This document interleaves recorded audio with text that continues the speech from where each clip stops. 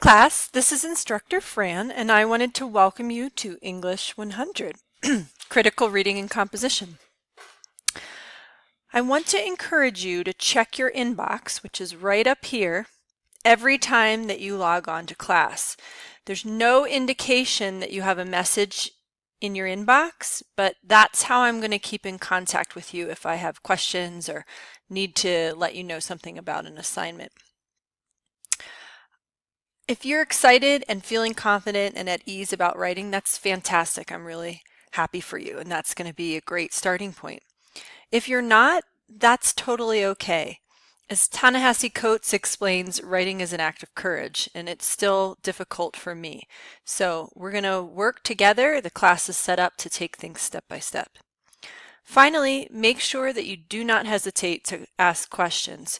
You can communicate through the course questions forum where everybody can see the question if you think it's something that a lot of people want to know. If you have something that you want to just speak with me individually, there's the inbox up here. You can communicate that way, and you can always give me a call.